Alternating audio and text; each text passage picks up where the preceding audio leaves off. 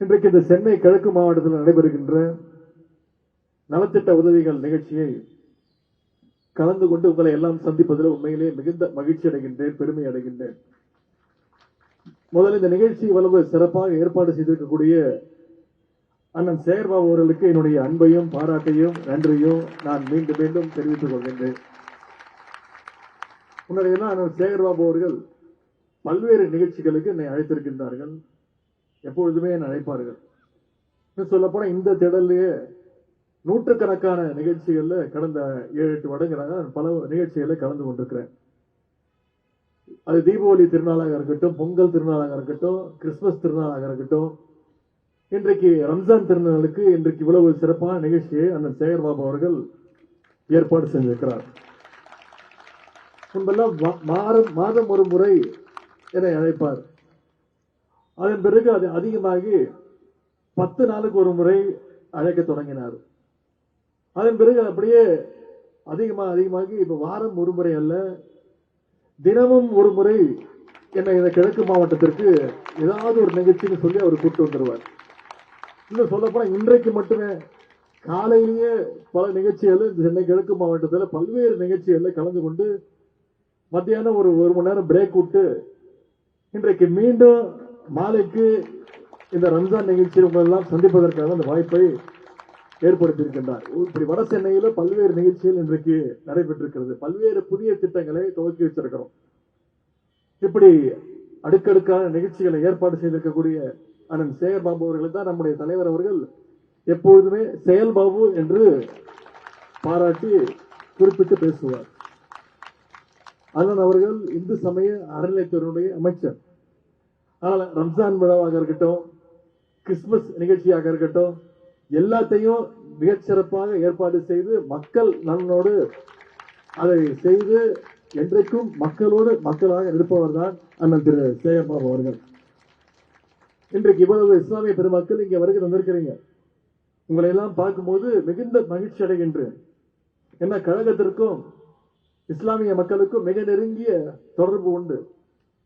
கண்ணியமே காகித மில்லத்து காலத்திலிருந்து இந்த பந்தம் தொடர்ந்து அது தொடர்கிறது.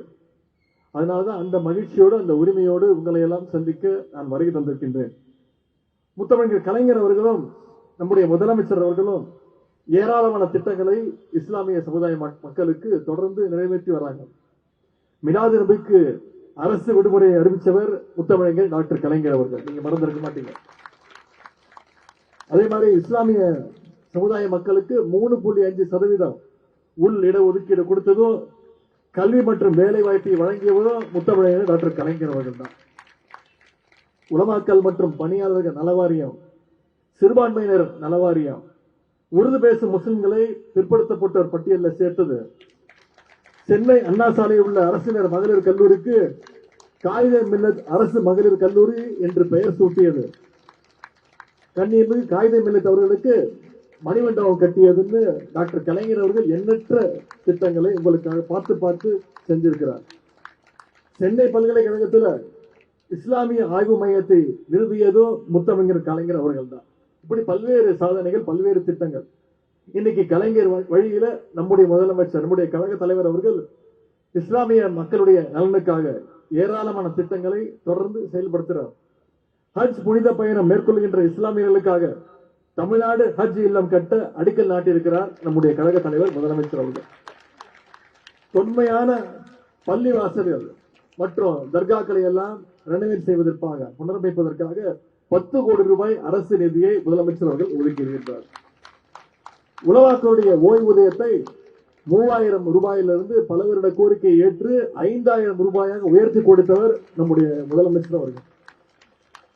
சென்னை மதுரையை போலவே இன்றைக்கு கோவையிலும் ஒரு வக்பு தீர்ப்பாயத்தையும் அமைக்கப்படும் முதலமைச்சர் அவர்கள் அறிவிச்சிருக்கிறார். இப்படி சிறுபான்மையின மக்களுக்காக நம்முடைய திராவிட மாடல் அரசு செய்த திட்டங்களை இன்று முழுவதும் நான் சொல்லிக்கொண்டே போகலாம். அது மட்டும் இல்ல, மக்களுக்கு தேவையான அனைத்து திட்டங்கள், முதலமைச்சர் காலை உணவு திட்டம், மகளிருக்கு கட்டணமில்லா பேருந்து திட்டம், இன்றைக்கு 10 லட்சம் மாணவர்களுக்கு லேப்டாப் வழங்குகின்ற திட்டம், மாணவர்களுக்கு தமிழ் புதல்வன் திட்டம், மாணவிகளுக்கு புதுமை பெண் திட்டம், இப்படி பல்வேறு திட்டங்களை நம்முடைய முதலமைச்சர் அவர்கள் செயல்படுத்தி வருகின்றார். இதற்கெல்லாம் முத்தாய்ப்பாக சென்ற பிப்ரவரி மாசம் கலைஞர் மகளிர் உரிமை தொகை ஒவ்வொரு மாசமும் கடந்த 3 வருடங்களாக 1,31,00,000 மகளிருக்கு 1000 ரூபாய் நம்முடைய முதலமைச்சர் அவர்கள் வழங்கி வந்தாங்க. இன்றைக்கு தேர்தலை காரணம் காட்டி சில சங்கி கூட்டம் எப்படியாவது இந்த திட்டத்தை நிப்பாட்டணும்னு முயற்சி செஞ்சாங்க.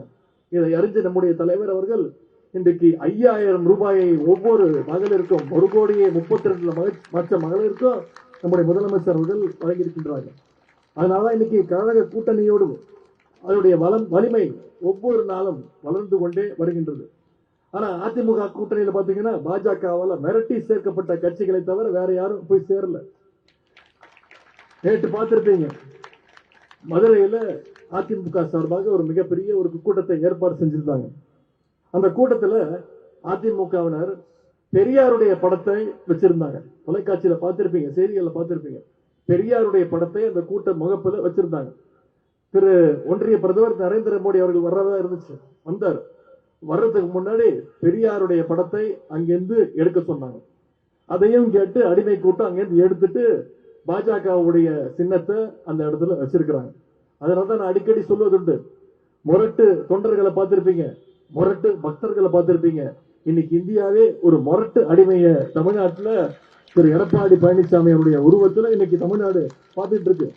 சொல்ல போனா அதிமுகவுடைய பெயரையே மாத்தி அண்ணா திராவிட முன்னேற்ற கழகம் பெயரை மாத்தி அண்ணாவோட பெயர் எடுத்து அமித்ஷாவோட பெயரை வைக்க சொன்னாலும் திரு எடப்பாடி பழனிசாமி அவர்கள் உடனே செஞ்சிருவார். நேற்று மதுரையில பேசும்போது ஒன்றிய பிரதமர் திரு மோடி அவர்கள் பேசும்போது சொல்றார், நான் சில நாட்களுக்கு முன்பு இளைஞரணியுடைய மாநாட்டில் பேசும்போது சொன்னேன், எங்களை எல்லாம் அதிமுக மாதிரி நினைச்சிட்டு மிரட்ட பாக்குறீங்க, சிபிஐ இடி ஐடின்னு வச்சு மிரட்ட பாக்குறீங்க. நீங்க இடி இல்ல, மோடியை பார்த்தும் திமுக கூட்டம் பயப்படாது அப்படின்னு பேசியிருந்தேன். நேற்று அதை குறிப்பிட்டு ஒன்றிய பிரதமர் மோடி அவர்கள் பேசுறார், என்னை பார்த்து யாரும் பயப்பட வேணாம், பயப்படத்தக்க ஆள் நான் கிடையாது அப்படின்னு ஒன்றிய பிரதமர் மோடி அவர்கள் நேற்று கூட்டத்தில் பேசினார். நான் சொல்வதெல்லாம் எங்களுக்கு இந்த பதிலை சொல்ல தேவையில்லை. ஒன்றிய பிரதமர் அவர்களே, உங்களுடைய கூட்டத்தில் உங்களை திரும்பி உங்க கூட உட்கார்ந்து இருக்கிறார், அந்த கூட்டத்துக்கிட்ட நீங்க சொல்லுங்க, பயப்பட வேணாம்னு சொல்லுங்க. திரு எடப்பாடி பழனிசாமியுடைய சம்பந்தி மேல கேஸ் இருக்கு, அதை பார்த்து பயப்பட வேணாம்னு சொல்லுங்க. உங்களுடைய கூட்டணியில பல பேரை மிரட்டி வச்சிருக்கிறீங்களே, அவங்கள பார்த்து சொல்லுங்க பயப்பட வேணாம்னு. தமிழ்நாட்டு மக்களை பாதுகாக்கிறதுக்கு எங்களுடைய தலைவர் இருக்கிறார், திமுகவுடைய தொண்டர்கள் இருக்கிறோம், மதச்சார்பற்ற முற்போக்கு கூட்டணி நாங்கள் இருக்கின்றோம். ஆனா ஜவஹர்லால் பேசும்போது குறிப்பிட்டு சொன்னார், 2019 குடியுரிமை திருத்த சட்டம் இஸ்லாமிய சகோதரர்களுக்கு சிறுபான்மைகளுக்கு எதிரான ஒரு சட்டத்தை கொண்டு வந்த போது அதுல போராட்டத்தில் கலந்து கொண்ட, அதை நான் எப்பொழுதுமே பெருமையாக சொல்வேன். என்னுடைய பொது வாழ்வுக்கு வந்து நான் கலந்து கொண்ட முதல் போராட்டம் இந்த சிஏ என்ஆர்சி சட்டத்தை எதிர்த்து நடந்த போராட்டம். ஆனால் ஜவஹர்லால் அவர்கள் ஒன்றை மறந்து விட்டார், குறிப்பிட்ட தவறு விட்டார்கள். நான் பொது வாழ்க்கைக்கு வந்து நான் முதலாக கைது செய்யப்பட்டதும் அந்த சிஏ என்ஆர்சி சட்டத்தை கிழித்தெறிந்து அதற்காக கைது செய்யப்பட்டேன். இது என்னுடைய பொது வாழ்க்கையில நான் என்றைக்குமே பெருமையாக சொல்வேன். இங்க வந்திருக்கக்கூடிய இஸ்லாமிய பெருமக்கள் ஆழ்ந்து சிந்தித்து வருகின்ற சட்டமன்ற தேர்தலில் நீங்க என்றைக்கும் எப்பொழுதுமே திமுக பக்கம் நிற்பீங்க. வருகின்ற சட்டமன்ற தேர்தலையும் நீங்க நிச்சயம் நம்முடைய திராவிட முன்னேற்ற கழகத்தின் பக்கம் நின்று மீண்டும் நம்முடைய தலைவர் அவர்கள் முதலமைச்சர் அவர்கள் 2வது முறையாக ஆட்சி அமைப்பதற்கு வந்திருக்கக்கூடிய இஸ்லாமிய சமுதாய மக்கள் நீங்கள் என்றைக்கும் துணை நிற்பீர்கள். வெல்வோம் 200, படைப்போம் வரலாறு. நன்றி, வணக்கம்.